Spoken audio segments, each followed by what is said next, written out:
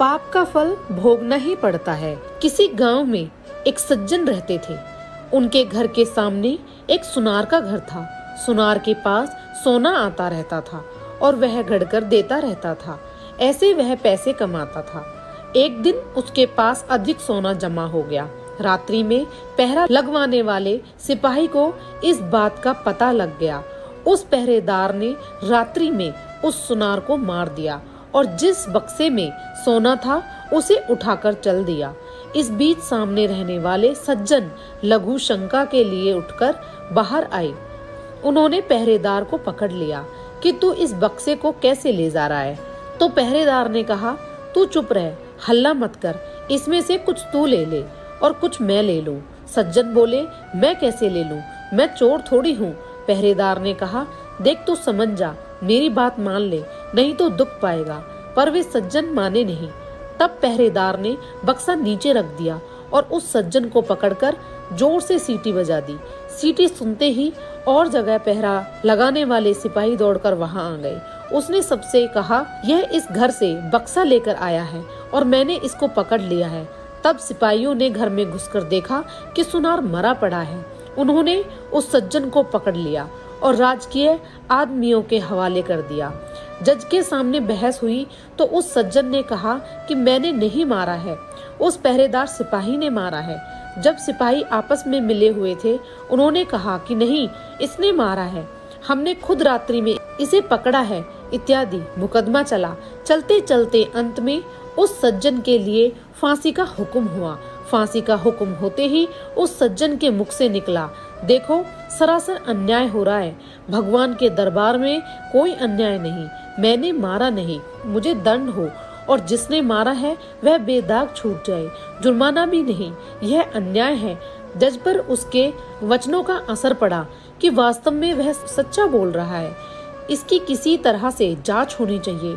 ऐसा विचार करके उस जज ने एक षड्यंत्र रचा। सुबह होते ही एक आदमी रोता चिल्लाता हुआ आया और बोला, हमारे भाई की हत्या हो गई सरकार, इसकी जांच होनी चाहिए। तब जज ने उस सिपाही को और कैदी सज्जनों को मरे व्यक्ति की लाश उठाकर लाने के लिए भेजा। दोनों उस आदमी के साथ वहां गए।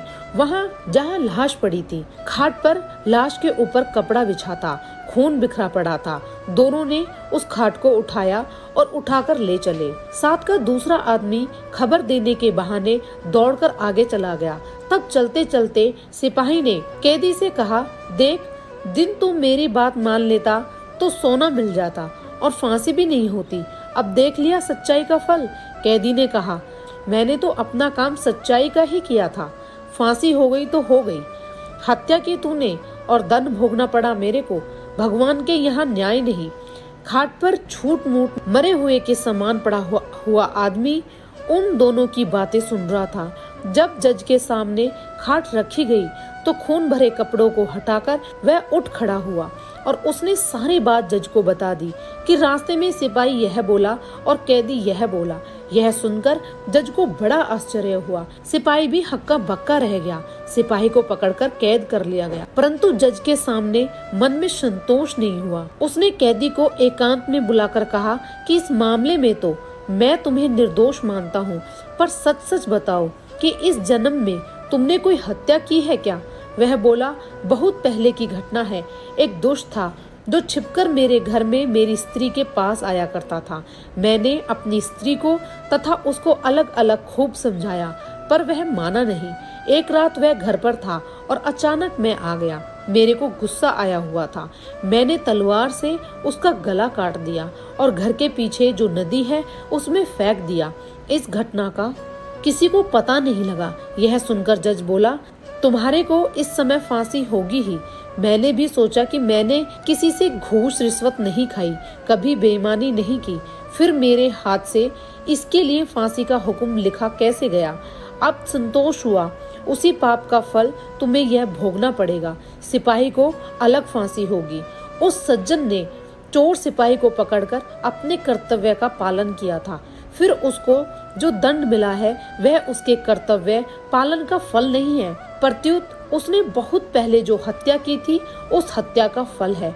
कारण कि मनुष्य को अपनी रक्षा करने का अधिकार है, मारने का अधिकार नहीं। मारने का अधिकार राक्षस क्षत्रिय का राजा का है। अतः कर्तव्य का पालन करने के कारण उस पाप का फल उसको यही मिल गया और परलोक के भयंकर दंड से उसे छुटकारा हो गया। कारण कि इस लोक में जो दंड भोग लिया जाता है उसका थोड़े में ही छुटकारा हो जाता है, थोड़े में ही शुद्धि हो जाती है, नहीं तो परलोक में बड़ा भयंकर दंड भोगना पड़ता है। इस कहानी से यह पता लगता है कि मनुष्य के कब किए हुए पाप का फल कब मिलेगा, इसका कुछ पता नहीं। भगवान का विधान विचित्र है। जब तक पुराने पुण्य प्रबल रहते हैं तब तक उग्र पाप का फल भी तत्काल नहीं मिलता। जब पुराने पुण्य खत्म होते हैं तब उस पाप की बारी आती है। पाप का फल तो भोगना ही पड़ता है, चाहे इस जन्म में भोगना पड़े या जन्मांतर में। जय श्री कृष्ण।